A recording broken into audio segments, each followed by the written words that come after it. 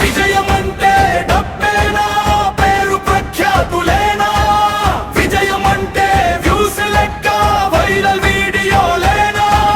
విజయం అంటే పదవేనా, పెద్ద హోదాలేనా? కాదు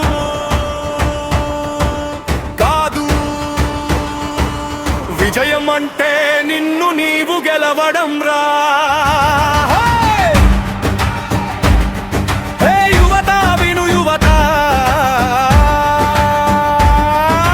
విజయం అంటే నిన్ను నీవు గెలవడం రా.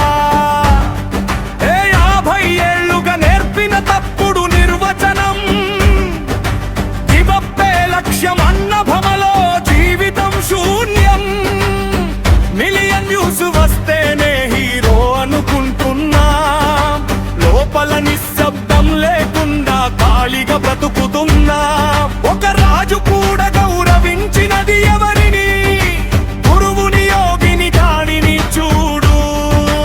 అలెగ్జాండర్ పేరు చరిత్రలో ఉన్నా, మన గుండెల్లో నిలిచింది యోగి గాథనా. విజయం అంటే పబ్బేనా, పేరు ప్రఖ్యాతులేనా? విజయం అంటే పదవేనా, రాజ్యాలేనా? కాదు కాదు, విజయం అంటే మనసు శాంతిగా ఉండడం రా.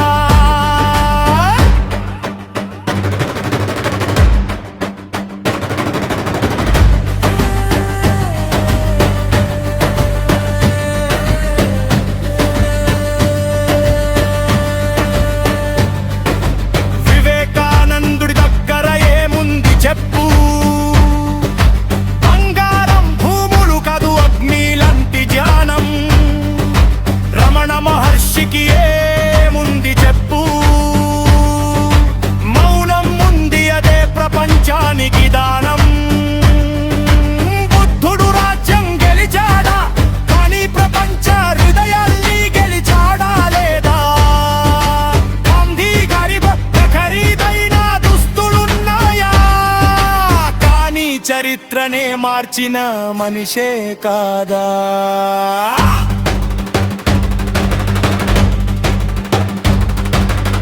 డబ్బు లేకపోతే ఫెయిలా, శక్తి ఉంటే అదే రియల్ విజయం.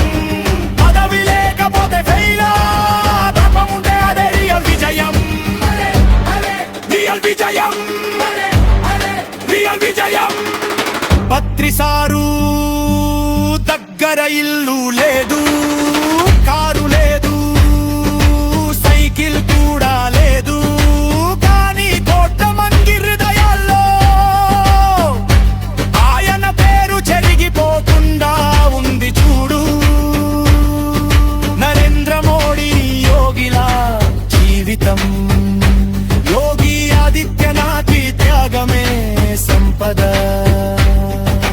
వస్తువుల్లేని వల్లే దేశాల్ని మార్చిన కథలు ఇవి కదా.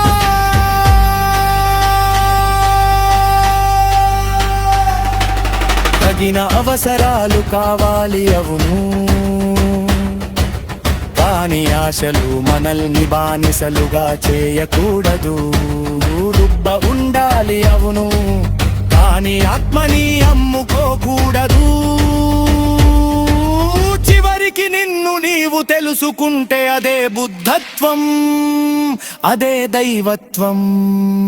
విజయం అంటే దెబ్బ కాదు, విజయం అంటే పారు కాదు, విజయం అంటే లోపల వెలుగు, విజయం అంటే లోపల నిశ్శబ్దం.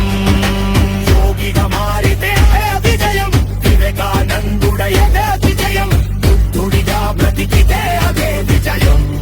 యువత గుర్తుంచుకో, ఇదే ఇదే అసలైన విజయం.